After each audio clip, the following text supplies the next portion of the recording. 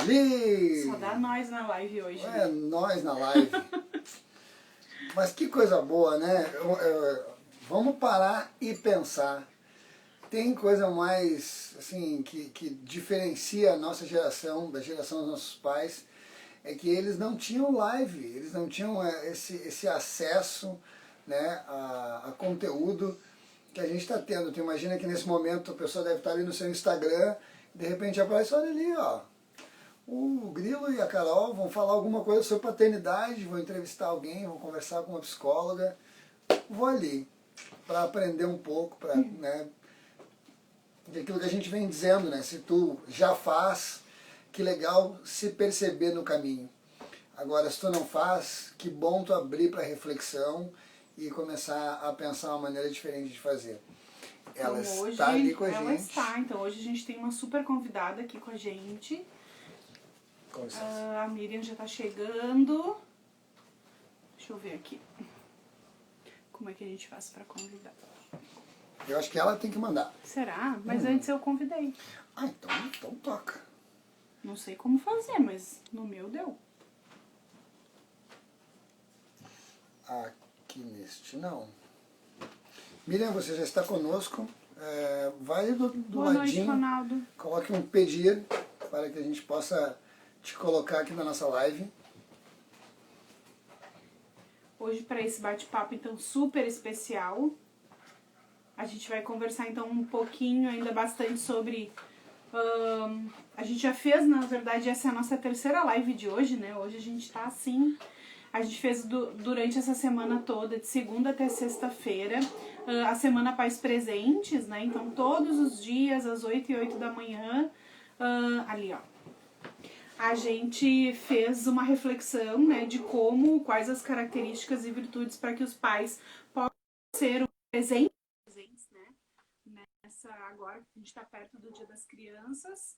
A gente já fez o sorteio, então, né, agora há poucos minutos a gente realizou o nosso sorteio. A Krika foi a grande ganhadora. Oi, Miriam. Olá, tudo bem? Tudo, e tu? Tudo bem, obrigada pelo convite. Imagina, a gente que agradece, é uma honra enorme de ter aqui. Eu que agradeço o convite. Vocês já são experientes, né? Minha primeira live que eu tô fazendo, então por isso que tudo é novidade para mim, tripé e outras coisas, mas vale a pena, a gente tem que começar uma hora, né? A gente tem que se dispor a fazer coisas novas, né?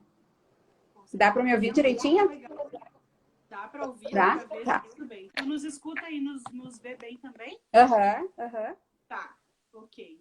Esse novo jeito que a gente tem agora, né, de poder trocar conhecimento através das lives é tão legal, porque a gente consegue chegar a tanta gente, né, de um jeito tão fácil, assim. Claro. Então, para nós, a gente tem usado bastante essa ferramenta na organização, tem sido muito legal. Eu estava agora mesmo fazendo essa reflexão do quanto a grande diferença, né, da gente para os nossos pais é que os nossos pais não tiveram isso que a gente está tendo agora, né? Imagina tu pegar um profissional, né, como tu, assim, que tem todo esse conhecimento, toda essa bagagem, toda essa experiência, e tu poder, né, no conforto do teu lar, com o teu celular na mão, aprender, né, ouvir o que essa pessoa tem para dizer, e aí a gente abre um leque de tantas e tantas, né, conhecimentos que estão sendo disponibilizados no dia de hoje.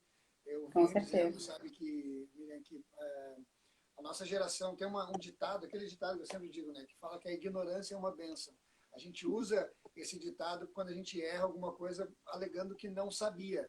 Mas nós, da atualização pendente, a gente tem um pensamento de que quando tu é pai, quando tu é professor, pai no sentido pai e mãe, né, pais, ou tu é um educador, né, a ignorância ela não é uma bênção, ela acaba sendo uma maldição, porque é uma obrigação tua saber mais sobre né, sobre tudo que permeia a paternidade, e quando a gente pensou em ti, a gente pensou exatamente nisso, assim, para trazer um pouco mais desse olhar, né, desse olhar tão legal, esse olhar, né, do carinho que tu tem, que a gente sabe da profissional que tu é.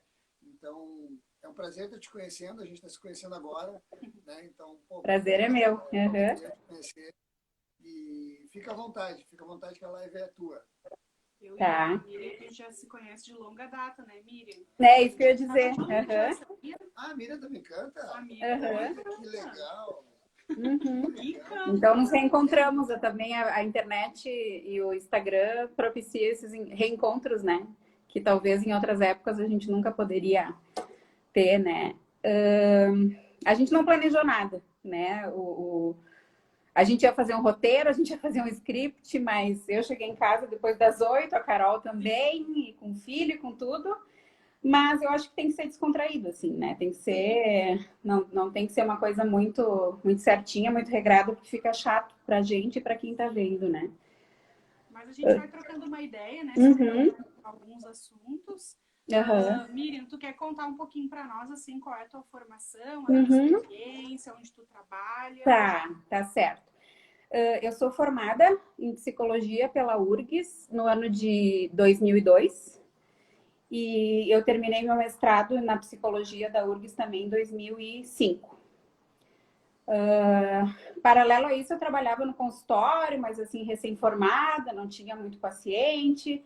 E aí eu estava estudando para fazer concurso público, né? E eu passei no concurso em Novo Hamburgo, né? Eu não tinha concurso em Porto Alegre na época, então eu fiz concurso para Novo Hamburgo. Eram 3 vagas, demoraram mais de 1 ano e meio para chamar a terceira psicóloga, que fui eu, né?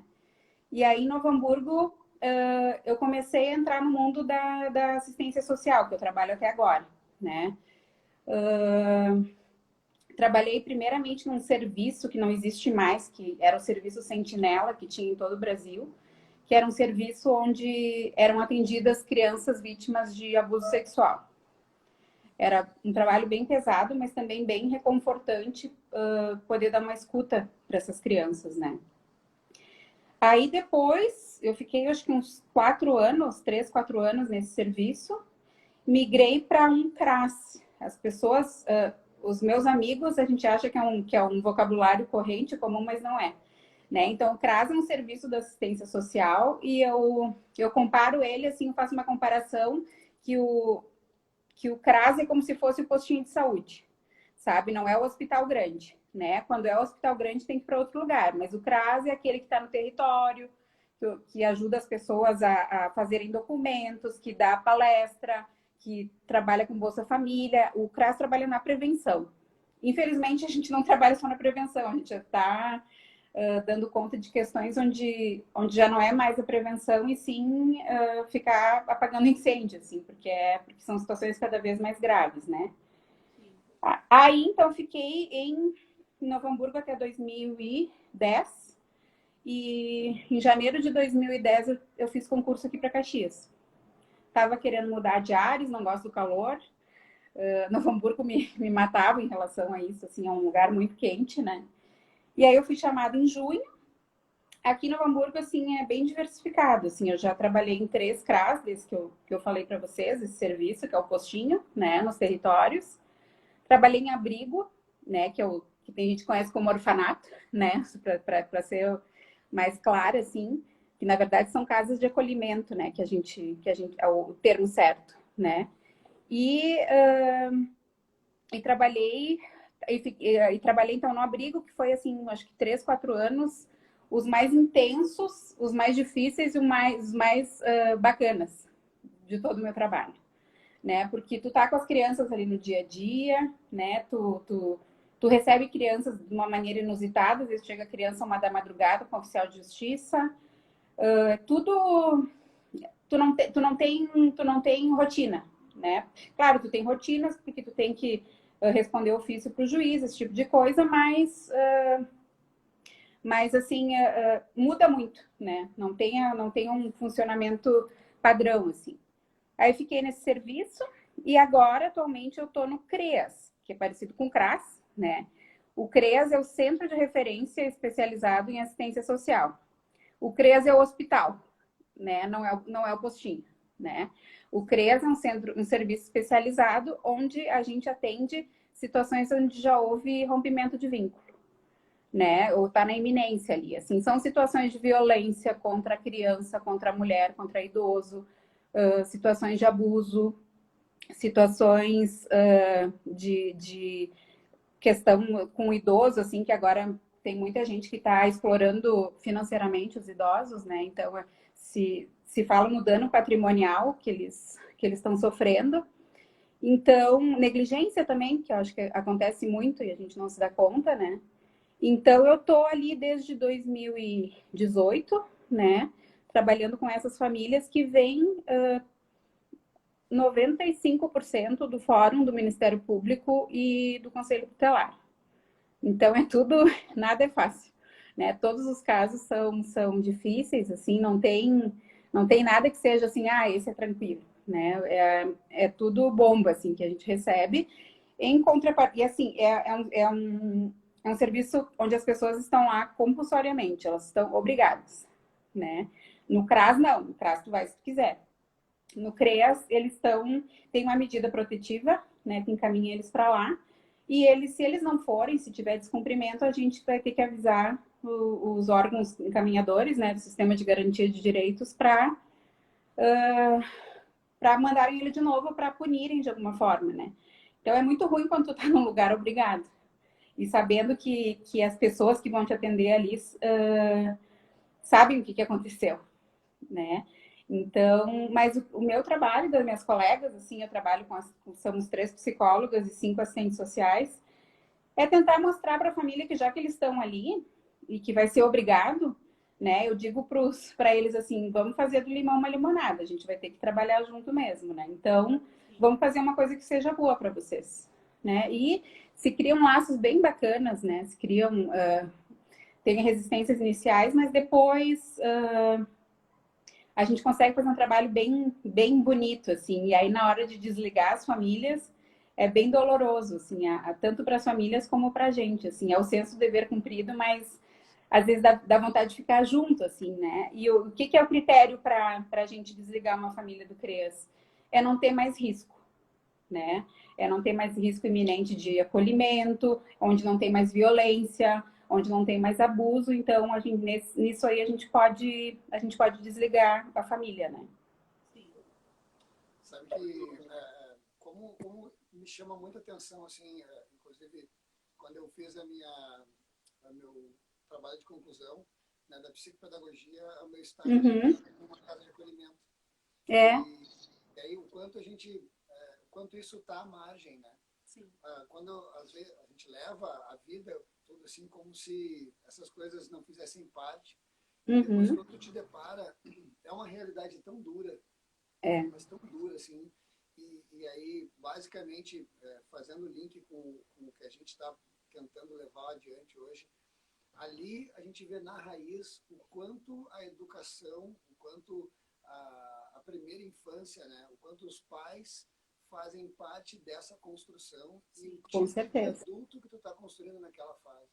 Com certeza. Quando pensamos numa atualização pendente, o primeiro pensamento que a gente teve foi exatamente esse. Nós temos que reprogramar a forma que fomos educados, porque os nossos pais deram o melhor que eles tinham para nos dar, mas pautado em cultura, pautado né, na educação que veio da Revolução Industrial, que veio, né, da parte ali da ditadura, que veio da parte histórica, muito competitiva, muito, né, hierarquicamente falando, assim, pautada no autoritarismo.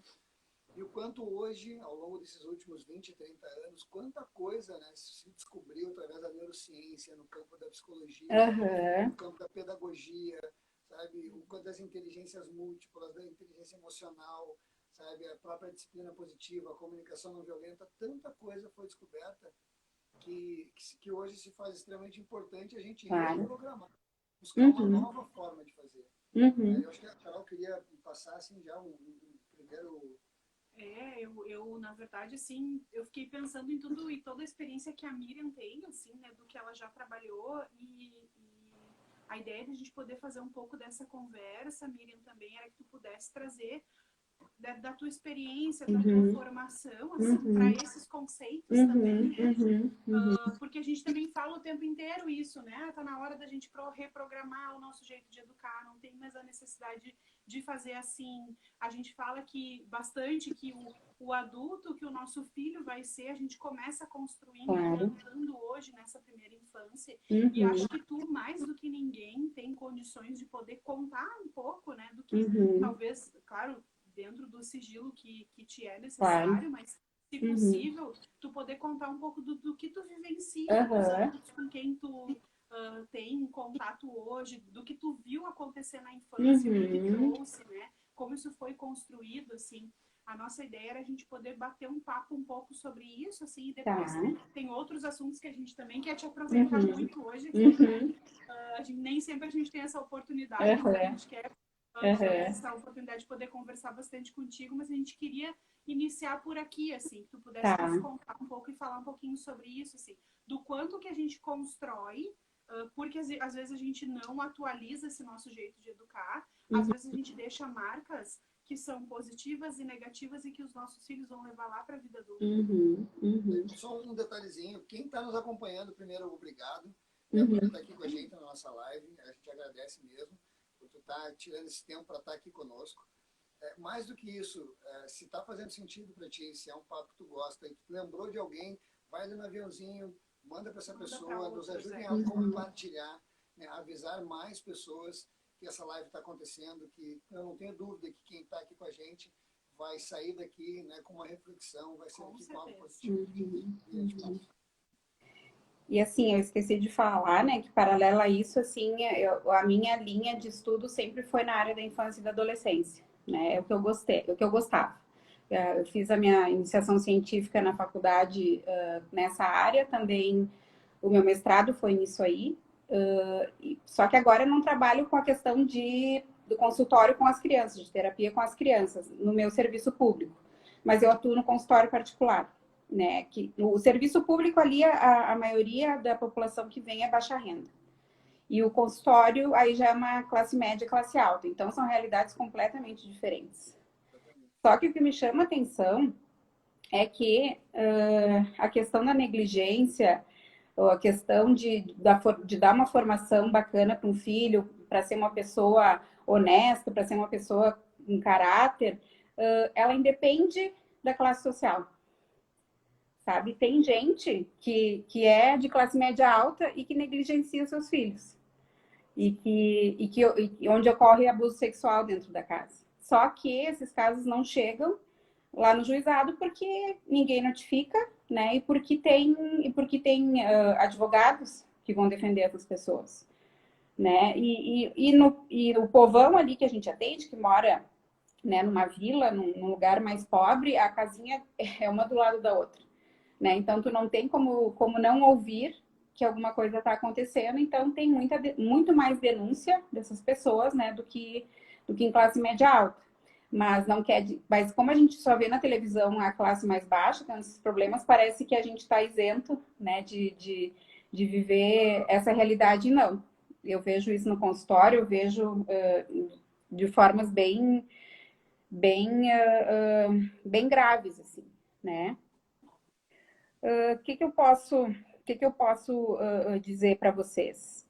Eu acho que a questão dos pais, eu digo para os pais dos pacientezinhos que eu atendo, que eu dependo muito mais deles para fazer um atendimento legal, porque 1 hora no consultório por semana com uma criança, tu não faz milagre, né? Tu muda um pouco a criança, tu consegue ouvir, escutar, ver o que é o sofrimento dela, mas se a família não muda, né, se não tem mudança de rotina, de comportamento, de pensamento, assim, a psicoterapia da criança é pouco efetiva. Né? E tem situações assim onde, por exemplo,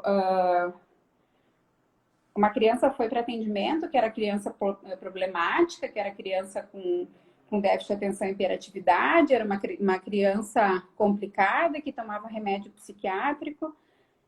Eu tinha um menino, não atendo mais, que ele tinha 6 anos e ele estava nessa situação, né? E aí veio encaminhado por pediatra, que tinha que fazer psicoterapia. Quando eu fui conversar, porque na primeira entrevista eu faço com os pais, ou com a mãe, ou com o pai, ou com os dois juntos, se possível, né? E faço uma entrevista de anamnese, para ver todo o processo ali da criança, desde a gravidez, se foi desejado, se não foi, por que escolheu aquele nome para o filho, tudo. E como eu trabalho com a linha psicanalítica, né, a questão para mim da palavra é muito importante, né? Para mim é a palavra que salva, né? Em todas as situações, salva a gente, salva as crianças. Então a palavra é um veículo assim para mim que é poderosíssimo, né? Então para mim essa coisa assim, por que escolheu esse nome? Por que, né? Como é que foi a gravidez? Andou na idade certa? Se alimenta bem? Como é que é o sono? Esse tipo de coisa para mim é bem importante, né?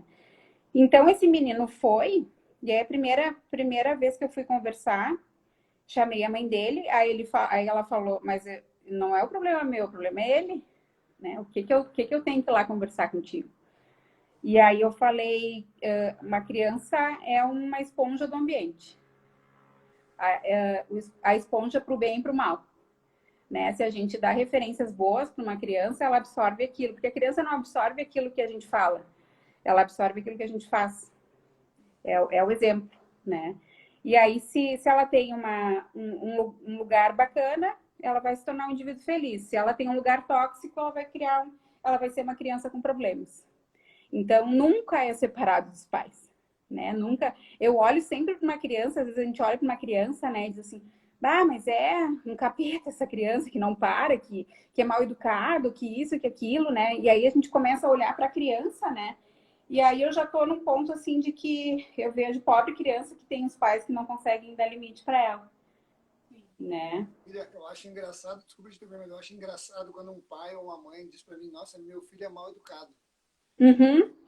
Ele tá dando um atestado de que não tá conseguindo educar direito, né? É um atestado de incompetência, porque a gente vem dizendo isso ao longo dos nossos trabalhos, conteúdos. Não é a criança que tem que aprender a ser filho, é o pai que tem que aprender a ser pai. Claro, com certeza. Se o filho é difícil, é alguma habilidade, alguma ferramenta, alguma coisa que está faltando, algum conhecimento que está te faltando. Exatamente. Com a causa e não com o sintoma da criança. E o sintoma da criança, ele tem uma função na família. Isso sempre tem, né? É uma função, às vezes a criança fica doente, adoece psiquicamente, por exemplo, para unir pais que estão em iminência de separação, só que não adianta, né? Tem criança que adoece porque aí ela vira o centro das atenções e aí todos os outros conflitos familiares ficam em segundo plano para aquela criança ser tratada. Só que aí todo o problema da família se resume à criança. Ninguém mais se responsabiliza pelos problemas. O problema eu vou tratar levando meu filho no psicólogo. E não é assim, né? E nesse caso desse menino, ele tinha hiperatividade mesmo, assim. Foi uma das crianças onde ele demoliu o consultório em 15 minutos. Ele abriu todos os brinquedos. E a criança com déficit de atenção, ela não se foca num brinquedo. Né? É só abrir, ela não consegue interagir com aquilo, ela não consegue simbolizar, pensar numa brincadeira, numa coisa. Então, assim, ele abriu tudo que tinha. E numa agitação motora, né? Que a agitação motora na criança é muito... Como ela não consegue se comunicar que nem a gente adulto, ela se comunica no corpo, né? Então, a agitação psicomotora mostra que lá dentro da cabecinha dele está agitado. E ele não sabe o que fazer, então ele transforma em movimento, né? E aí, fui trabalhando, assim, sessões. De vez em quando, a cada 2 meses, eu chamava a mãe. O pai não se colocou em momento nenhum. E o menino começou a melhorar. E aí, quando o menino começou a melhorar, a mãe dele tirou ele da terapia. Porque estavam aparecendo outras coisas da família que eles não queriam ver, né? E aí, eu me lembro que eu perguntei para ela, assim, por que tu deu o nome dele, né, com esse nome? Porque eu tinha um colega na escola que eu adorava, mas ele era muito bagunceiro. Ele era assim, ele não parava quieto, né? E aí, olha que coincidência, né? O teu filho é a mesma coisa, né? Então, assim, a gente endereça desejos e coisas para as crianças, né? Mesmo de forma inconsciente. Mas as crianças sentem isso, né? Aquela coisa assim de dar para uma criança o nome do vô, o nome do pai, para seguir a dinastia, né? Eu acho que pode ser que seja um ato bonito, uma coisa assim, mas tem muitas pessoas que levam isso como um fardo e como se elas já tivessem a vida delas programada, né? Se eu sou o filho do doutor tal, eu tenho que fazer medicina E às vezes eles não querem, eles querem romper com isso, né? Mas então a própria carga do nome já diz muito do que a família está esperando, né? Daquela criança. Então, eu não tive mais contato com esse menino depois, né? Não tentei fazer contato, não me atenderam. Isso faz uns 5 anos, eu acho. E, ele estava indo muito bem, né? Ele estava conseguindo parar quieto, ele estava conseguindo pensar um pouco nas coisas, ele parava para ouvir uma historinha, ele conseguia dizer coisas que ele não estava dizendo antes, né? Só que foi muito pesado para essa família lidar com a cura desse filho. Muito isso acontece também em família que tem pessoa deficiente, né? Pessoa portadora de deficiência. A própria família acaba não investindo naquele filho, né? Na capacidade que ele poderia de aprender, de fazer um esporte, esse tipo de coisa, porque se nasceu com síndrome de Down, é até ali que ele vai, né? É o limite dele, que a família estipula. E o limite é aonde a família estipula, né? Se a família estipula que ele vai fazer faculdade, ele faz faculdade, né? Se a família estipula que ele vai ficar na PAI a vida inteira, a criança, o adolescente fica na PAI, né? E me lembrei agora de um estudo que foi feito, acho que foi no Canadá ou na Austrália, agora não me recordo, assim, que eles fizeram uma pesquisa onde eles pegaram, assim, um número X de crianças, não eram muitas, mas assim, umas 10 crianças, que eles, logo ao nascer, com a permissão dos pais, eles fizeram operação facial, né? Porque o Down, ele tem a gordura, né? Ele tem alguns traços que são bem característicos, né? E aí, claro, é uma coisa duvidosa, né? A gente pensava, vai operar uma criança, né? E, não sei se era bebê, mas eram pequenininhos, assim. E eles deixaram o rostinho deles mais parecido com uma criança normal, sadia, né? E largaram essas crianças no mundo, assim. Mas de alguma forma, com controle, né? Assim, eu sei onde é que tá o fulano. E aí foi um estudo que eu acho que demorou uns 25 anos para sair o resultado. E aquelas crianças tiveram um rendimento, uma produção, uma capacidade de aprender, tipo, 200% maior do que aquelas que não tinham sido operadas, né? Porque não tinha o estigma da sociedade, né? De dizer, ele é um deficiente, né? Ele não vai conseguir aprender muito. E os pais também acreditavam mais, né? E aí foi muito diferente, assim. Então, o quanto também, né?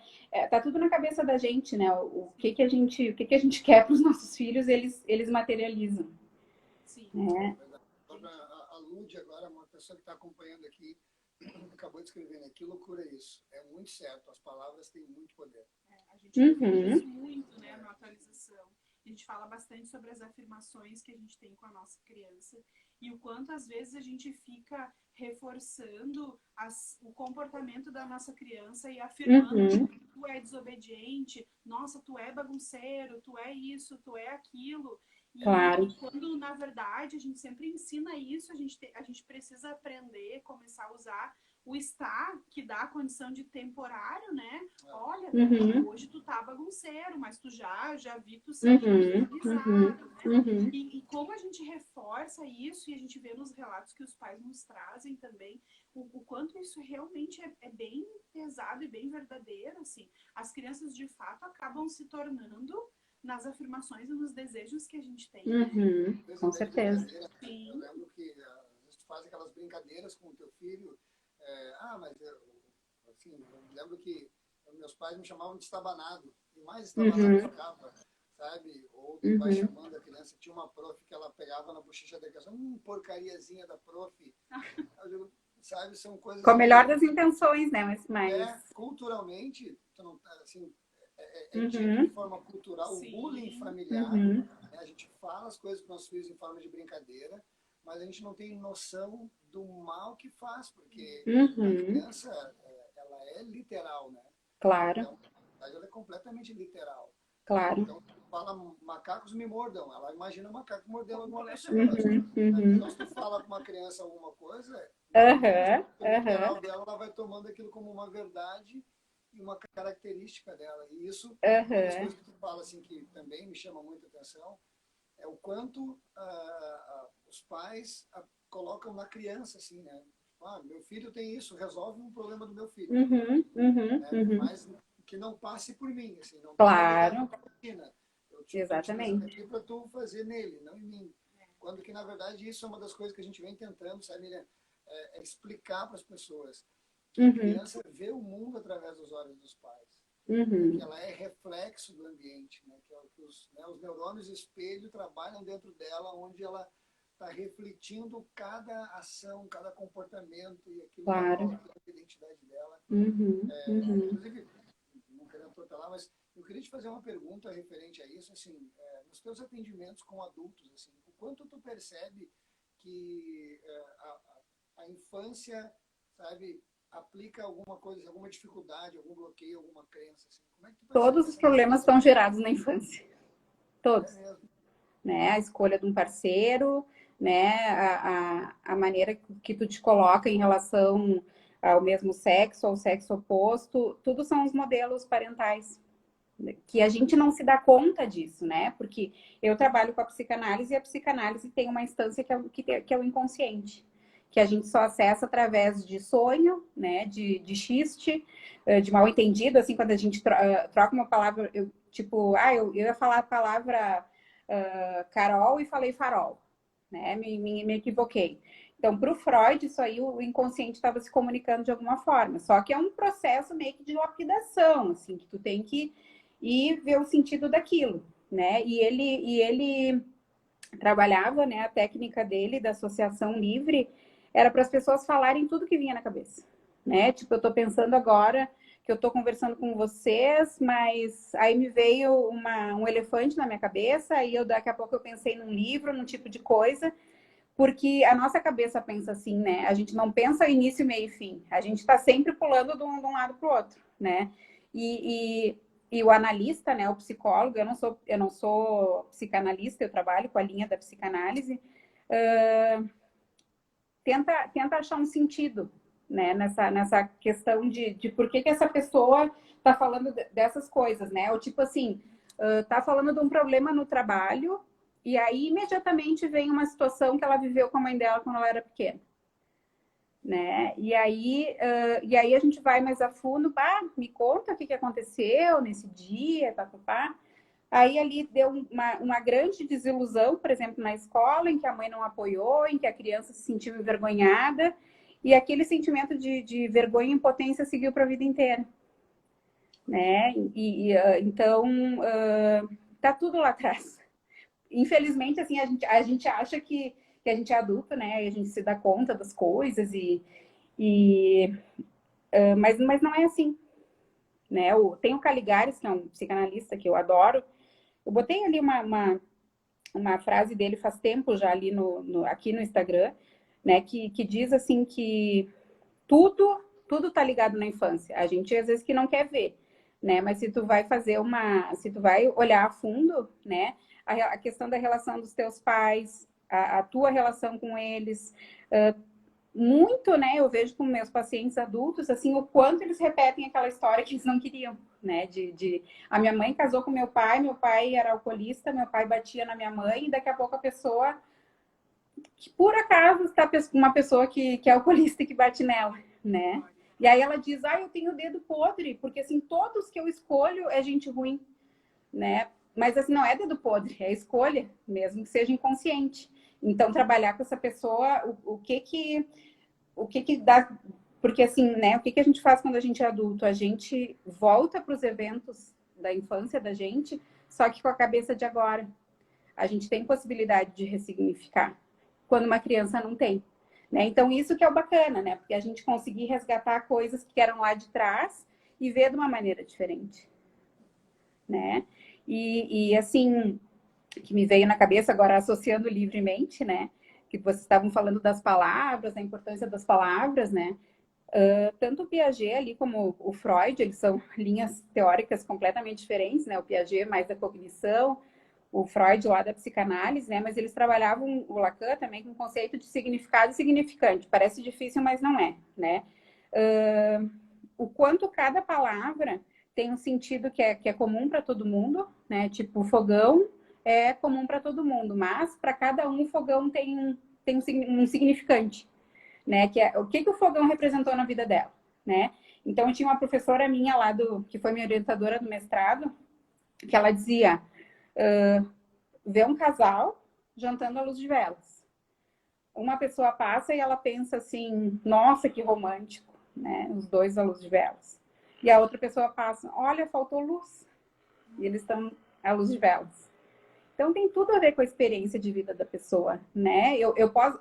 Nós três podemos olhar para uma mesma situação e a gente nunca vai ter a mesma interpretação, né? Do que... Então, assim, isso é muito importante, né? Porque aí tu estava falando, vocês estavam falando, porcaria, né? Porcaria. Então, para ti, a porcaria era uma coisa afetiva, né? Era meu querido, meu amor, meu fofinho, né? Mas para a criança, talvez não tivesse essa acepção, né? E assim, e outra coisa que eu me lembrei, assim, tinha um menino que eu atendia, que ele era fantástico, assim, e era um menino também numa situação financeira bem precária. Eu trabalhava com ele lá nesse serviço Sentinela, que eu falei para vocês, que ele foi vítima de violência quando ele era bem pequeno, assim.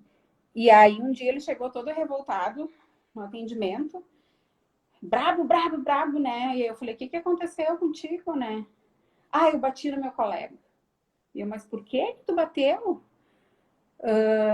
E a mãe dele tinha um comportamento, assim, bastante promíscuo, sabe? Ela se envolvia com muitos homens, assim, ela não era prostituta, mas ela se envolvia com muitos homens.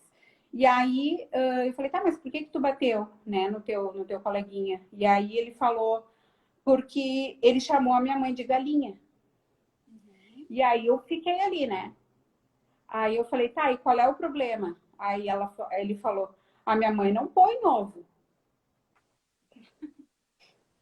Né? Para ele, galinha era um ser que botava ovo e ele ficou muito indignado porque o amigo dele estava dizendo uma mentira. Né? Não estava na cabecinha dele que a mãe dele tinha um comportamento sexual mais de risco, esse tipo de coisa, né? Então a palavra é tudo ali, né? É como a gente enxerga o mundo e como a gente fala, a gente está traduzindo aquilo que a gente é, né? Com certeza. O educar passa pelo comunicar, né? Com certeza. A grande habilidade que a gente tem que buscar hoje é a comunicação. Uhum. A Carol fala muito isso, assim, defende assim, de uma forma muito bonita o quanto a gente fala pouco com as nossas crianças. É verdade. Né? E, então, assim, o quanto isso é importante. Fazendo só um breve importante, que a gente tem 14 pessoas aqui com a gente. Obrigado por quem está aqui assistindo. Né? Para você que entrou e está aqui, né, participando dessa live, você é importante porque a gente percebe que tem pessoas que estão buscando, sabe, que sabem da importância de querer ser pais melhores, de ouvir pessoas que possam te trazer reflexões que vão fazer você ser melhor para o teu filho. Dia 12 está aí, o dia da criança, e nada melhor para nossas crianças que sermos presentes para elas. Então, assim, você que está conosco, vai no aviãozinho, convida outras pessoas. Se faz sentido para ti, com certeza vai fazer sentido para outras pessoas também. Então, só compartilha com 2, 3, 4 pessoas ali para a gente poder fomentar e levar esse conhecimento tão bonito da Miriam, né? Que tá aqui. Eu acabei de olhar o relógio, meu Deus, mas o tempo tá voando. Nossa, né? Muito rápido. Então, e assim, fala, desculpa, Carol. Não, eu ia só dizer duas coisas. Primeiro, que alguém pediu para quando a gente falar mais alto, não dá para ouvir muito bem. Tá, a gente vai tentar. Acho que a gente tá um pouquinho... O Dejair eu ouço bem menos do que tu. Acho que porque tu era cantora e a gente consegue projetar mais a voz, né? A goela aqui, né? Não adianta. O meu ex-marido, que era nosso maestro, nos treinou muito nessa questão de projeção de voz, então acho que isso ajuda para a vida, né? E assim, aí falando em ex-marido e coisa assim, família, né? Falar um pouquinho da minha família, né? Eu tenho uma filha de 8 anos, que é uma bênção na minha vida, que é a Marina. E eu me separei do pai dela quando ela tinha 2 anos e meio, né? Nossa, meu Deus, vai ser uma criança que vai ficar, vai ter depressão, vai ser revoltada, vai ser isso, vai ser aquilo, né? Para mim não foi fácil separar, né? A gente não casa pensando em se separar. Mas a gente fez um pacto de civilidade um com o outro para que não respingasse na nossa filha. Quando a gente foi assinar o divórcio, a juíza falou que foi o divórcio mais tranquilo que ela já tinha feito na vida dela, porque estava tudo pronto, estava tudo definido, foi lá só para bater o martelo e assinar. E o quanto isso, assim, o quanto a maneira como a gente se posiciona em relação às crianças faz toda a diferença, né? A minha filha não tem problema nenhum em relação... Ela diz, eu tenho a minha madrasta, que é a minha mamãe do coração, eu tenho meu papai e eu tenho a minha mamãe. Isso não é problema para ela, né? Na escolinha eu me lembro que ela dizia, tu tem um quarto, eu tenho 2 quartos, cheio de brinquedos, né? Ela via de uma maneira assim que a única coisa que era ruim que aí era Dia das Mães, ela tinha que fazer dois trabalhinhos, e aí ficava cansada, né? Porque a madrasta da minha filha é uma pessoa muito bacana, assim, então eu confio completamente no que o pai dela e a madrasta fazem, né? Então, assim, uma criança bem... eu agradeço a Deus todos os dias, assim, mas eu acho que eu e o pai dela estamos fazendo coisas mais certas do que erradas com ela. Tá dando mais certo do que errado. Errar a gente erra, né? Não é porque eu sou psicóloga que eu não vou dar uns berros de vez em quando, que eu não vou ficar maluca com coisas que ela faz, mas eu nunca perco o meu controle, sabe? No sentido assim, acho que eu berrei com ela quando ela tinha uns 2 anos, que ali tem os 2 terríveis anos, né? Que dizem que é uma idade das piores, né? Que eu coloquei ela uma vez de castigo e depois nunca mais, assim, uma relação muito tranquila. E aí eu cheguei nessa questão da família, porque a minha filha tem muitos amigos. Eu moro num condomínio aqui que são 2 torres e cada torre tem, deixa eu ver, uns 80 apartamentos cada torre, né? Então é um monte de gente. E ela tem vários amigos, assim. E todas as crianças querem ficar aqui em casa, né? Não sei se é coincidência, né? Mas assim, eu trato eles com muito carinho, né? Com muito respeito, com muito amor. E aí eu vejo assim, quebrou um copo, né? A criança quebrou um copo aqui na minha casa. Ela olha para mim como se eu fosse xingar, como se eu fosse bater, como se, sabe? E aí eu digo, o que aconteceu? Tu não fez por querer. Para mim isso que é o mais importante, né? Fez por querer? Não fez por querer. Então assim, o copo a gente compra outro, né? Mas o trauma que a gente causa na criança às vezes brigando por causa de um copo, né? E essa questão da intencionalidade, assim, a criança quando ela está pré-operatória ali, quando ela não tem noção das coisas, né? De constância, de peso, de coisa, eu fazia lá na faculdade um dilema moral para criança assim de 4 anos, né? Tipo assim, fulaninho,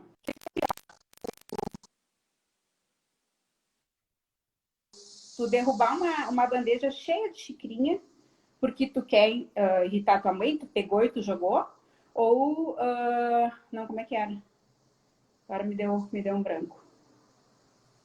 Não, quebrar um copo, não, me equivoquei. Tu quebrar um copo porque tu tá com raiva de alguma coisa, então tu pegou e eu vou quebrar esse copo, ou tu, sem querer, estava carregando uma bandeja de xicrinhas e as xicrinhas caíram no chão e quebraram, mas foi sem querer. Não, foi... Ai, agora me confundi toda.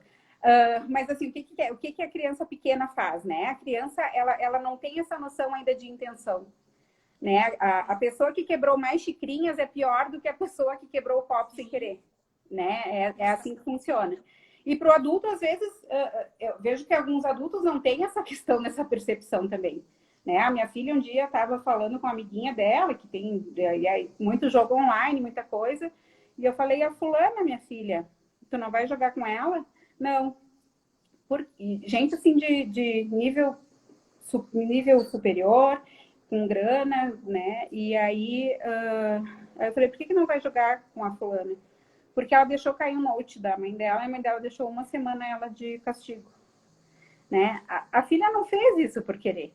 Aí ela tá, claro, pode ter quebrado o notebook, vai sair.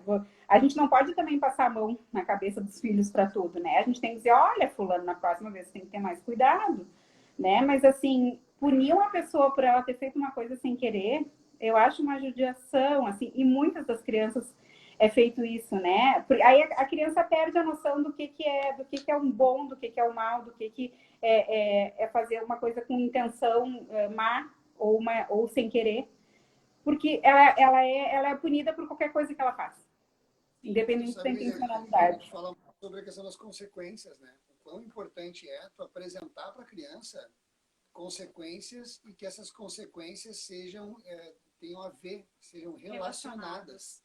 Claro. Às vezes a criança faz uma coisa, tipo, se tu fizer tal coisa, tu não vai visitar tua avó. Que não tem nada a ver, né? Uma coisa tem nada a ver com a outra, ação, né? Ela claro. vai gerar ressentimento, vai gerar mágoa, né? Rebeldia na criança. E o quanto se tu trouxer para ela, né, que uma consequência lógica, né? Qual a consequência lógica de tu deixar cair alguma coisa no chão? Ir lá, limpar, organizar aquilo ali, todo mundo, né, tu ir lá e consertar o que aconteceu. Né? Tem que pegar e fazer coisas que não tem a ver com isso. Né? A gente fala muito aqui, no Atualização Pendente, a gente trabalha muito essa questão do não uso da punição, nem do castigo. Eu pensei nisso agora. Do agredir uma criança. Né? O que a gente traz muito e o que a gente tenta trazer isso para os pais é justamente essa questão de que a criança possa entender que todo o ato dela tem uma consequência, às vezes positiva e às vezes negativa. Claro. Então, a criança que brinca de maneira inadequada com o seu brinquedo, daqui um pouco vai ter a consequência que vai ser perder o privilégio de brincar com o seu brinquedo.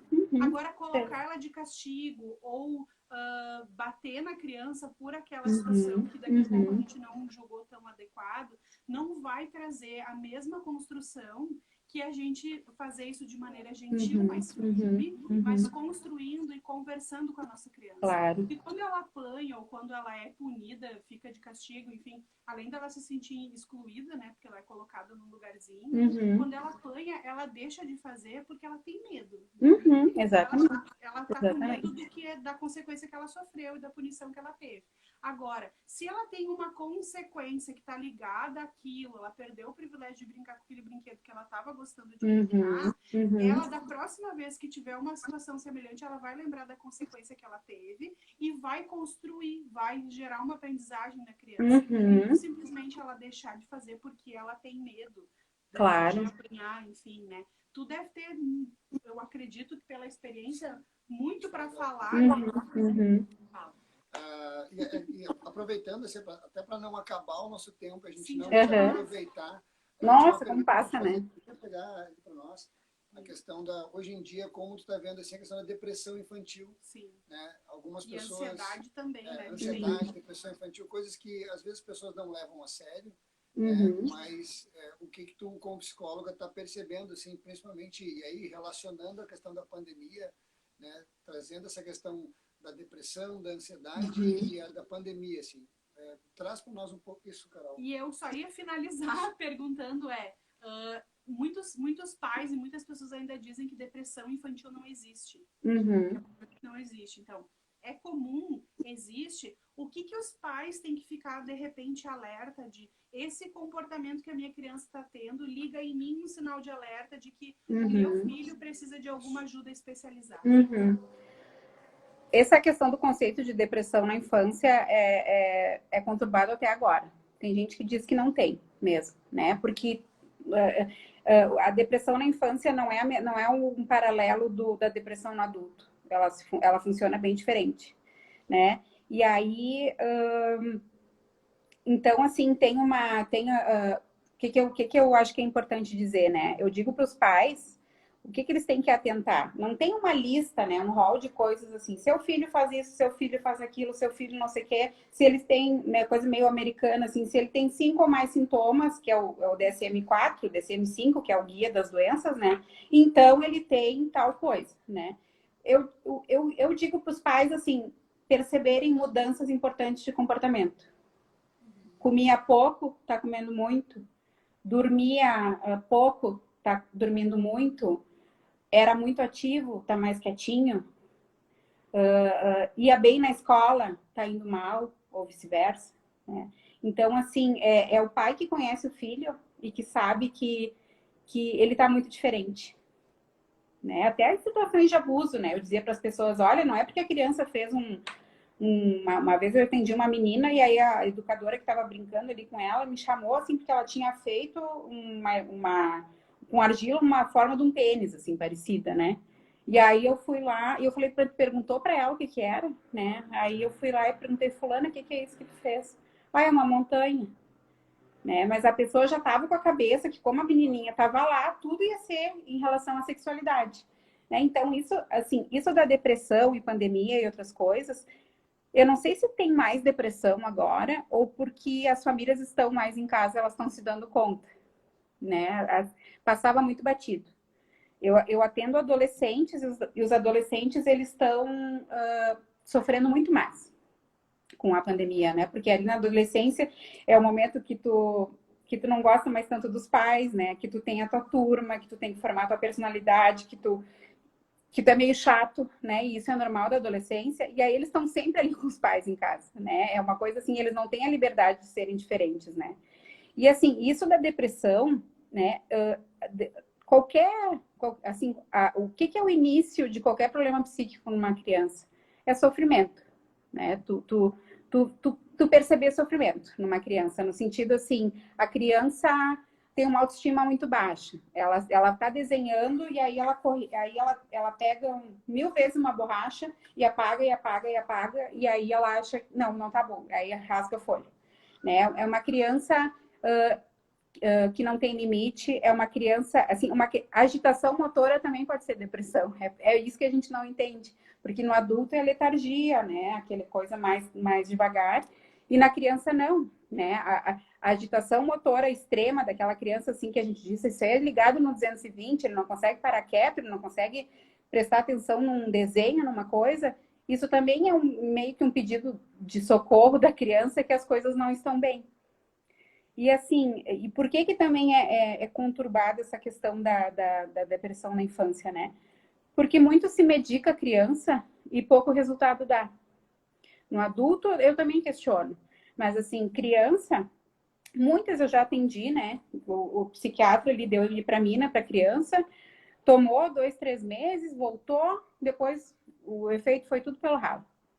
Então, assim, até pode dar a medicação quando a criança está muito mal, quando ela está sem brincar, quando ela não tem ânimo para fazer nada. Mas, assim, se tu não faz a psicoterapia junto, se tu não acompanha e tenta entender por que aquela criança está daquela maneira, não serve de nada. Né? Então, essa questão da depressão, assim, tem vários gatilhos, assim, que a gente pode ver que de uma criança que está com uma autoestima baixa, que ela diz para o pai e para a mãe, tu não me ama. Não quando ela tá braba, né? Ela quer se vingar, tipo, eu não te amo e tu não me ama, né? Mas uma coisa assim, se sentir inferior. A depressão também aparece naquelas crianças que têm um desempenho escolar ruim, né? Porque elas estão deprimidas. Quando a gente está deprimida, a gente não tem foco, né? A gente não se concentra.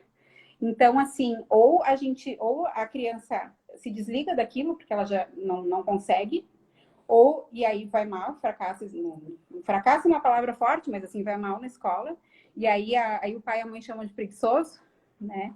E às vezes ela se esforça muito para agradar aquele pai e aquela mãe, e aí ele vai mal, e aí é o burro, né? Porque não conseguiu. E assim, e tudo é ansiedade que tá por ali, né? Não necessariamente depressão, mas é uma ansiedade mal direcionada que tá provocando resultados ruins. Aí a gente tem uma tendência de rotular as crianças, né? Tu é o burro, tu é isso, tu é aquilo, tu é inteligente, mas assim, muito da história da criança, muito daquele comportamento ali é da história de vida, daquilo que os pais estão numa expectativa que ela faça, né? É pesado para as crianças corresponderem à expectativa não só dos pais, do mundo que a gente tem delas, assim, né? Então A tecnologia, né, com o Instagram, cada vez mais cedo as crianças estão caindo nesse universo. Aham, E aham. começa a também ter aquela coisa do retorno dos likes, ou a própria questão, né, da estética. Uhum. Que não é é errado a gente afirmar que a fase da adolescência ela só amplifica aquilo que na fase da infância foi mal trabalhado, né? Uhum. Eu li Claro. esses dias a respeito de que tem aumentado, e vi no documentário, e li também no documentário O Dilema das Redes, falando sobre isso também, que falava que aumentou muito por adolescentes o número de cirurgias plásticas para que eles modificassem o seu rosto para ficar parecido com as suas fotos com filtro. Que triste isso, né? E que triste que tem pais que autorizam eles, porque os pais também estão fazendo, né? As mulheres estão todas, parece que elas estão saindo da esteira da fábrica, né? Porque elas estão com o mesmo nariz, com o mesmo olho, com o mesmo cabelo, com o mesmo tudo. É um bando de irmã gêmea sem cérebro, né? Porque e aí no momento em que isso é ideal para ti, é o teu ideal de vida, e o teu filho gosta de ti, aquilo ali também passa a ser um ideal de vida para ele. Eu não quero que a minha mãe se decepcione comigo. Então, se ela é magra, se ela é bonita, se ela faz plástica, eu quero ser que nem ela, porque senão ela não vai gostar de mim. E a criança é a mesma coisa. A criança tenta, assim, o Freud diz assim que tudo que a gente faz na vida é para agradar os pais. Mesmo quando a gente é adulto. Tá ali o pai e a mãe dentro da gente, né? Então, assim, a criança, ela quer agradar os pais. E tem pais que não conseguem enxergar o esforço, que não conseguem ver o que aquela criança está precisando naquele momento, né? São pais assim que trabalham muito, que dão o presente para a criança e que que o presente seria o tempo deles para elas, né? Mas é muito resultado da sociedade assim de consumo que a gente vive, que aí tem que trabalhar para comprar coisas para os filhos, e aí se entra num círculo vicioso, numa bola de neve, né? A gente está chegando perto agora dos últimos minutos. Acabando assim, a nossa live. Eu queria que tu deixasse... Voou muito. Muito bom, assim. Quando a gente gosta do que a gente faz e conversa, passa rápida, né? Eu sou muito apaixonada pelo que eu faço. Então, para mim é um prazer falar. Que as pessoas abrissem o coração, sabe? Porque a gente fala da joia mais preciosa de cada família. Qualquer pai, qualquer mãe diz que daria a vida pelo seu filho, mas passa o dia inteiro brigando, gritando, chamando, fazendo, sem buscar uma maneira diferente de fazer. Claro. A gente queria te dar esses últimos minutos assim para tu dar, né, deixar uma palavra final assim para os pais, o que tu poderia dizer para poder estar ajudando as famílias nessa questão. Eu penso assim, educar dá trabalho. Deixar na frente do DVD, deixar com a empregada o dia inteiro. E claro, são coisas da vida, né? A gente tem que trabalhar para pagar o financiamento disso, para outras coisas, assim. Mas entre tu dar uma chinelada e tu sentar com a criança, tentar entender junto com ela por que aquilo que ela fez é errado e por que ela vai perder o brinquedo, tu dá uma chinelada, ela fica com medo de ti, ela não faz mais. Mas aí ela tem medo, ela não te respeita, né? E eu acho que o que tem que criar numa relação da família com a criança é um respeito. Porque a gente precisa ter respeito para se relacionar no mundo, né? Uma criança que ela tem baixa tolerância à frustração, que ela grita no supermercado, que ela tudo ela quer, ou nunca ela está satisfeita, ela ganhou um brinquedo, amanhã ela quer outro, ela se transforma num adulto cheio de problema, né? Porque ele vai querer tudo, onde no trabalho, na primeira coisa que der errado, que o chefe dele disser que não está certo, ele vai explodir, ele vai sair daquele emprego, porque ele não tem a formação, porque isso é de criança até adolescente, até adulto. A gente não chega, gente grande ali, 18 anos, agora eu vou ser diferente. Não, a gente é um contínuo daquilo que a gente é, né? Então, assim, eu acho que às vezes os pais ficam naquela postura assim de que eu não posso ser amigo do meu filho, né? Eu não estou dizendo assim para adolescente falar tudo para o pai, não é assim. Mas assim, uma coisa assim que eu tenho que ter autoridade, então autoridade é significado que eu tenho que mandar nele, né? Que ele tem que ter medo de mim de alguma forma. E isso é muito ruim, né? Para as crianças assim e criança é muito legal porque tu consegue conversar com ela, né? Dizer, fulano, vamos combinar isso, eu com a minha filha, não sei como é que a gente tá de tempo, assim, mas eu com a minha filha... Últimos 40 segundos. Tá, ela tem os amigos dela aqui, né, e aí 11 da noite, às vezes eles aqui, loqueando, vamos embora. Então, aí eu digo, aí me canso pensava, aí eu falava para eles assim, então tá, Eu só não queria diga. terminar sem te dar tchau, tá? Tá, Tá. temos os últimos 20 segundos. Tá, eu Obrigada não de sei muito como é que coração, funciona, Tamires. mas A gente adorou falar contigo, eu foi também adorei falar maravilhoso. com Quem sabe a vocês. gente pode fazer uma outra live para continuar nosso bate-papo. Uhum. Maravilhoso mesmo. Obrigada de coração. Imagina, eu que Beijão, tá? agradeço o convite. Beijo. Obrigadão. Tá bom, Tchau, tchau, tchau. tchau. Tchau, pessoal. Obrigado por ter estado aqui com a gente.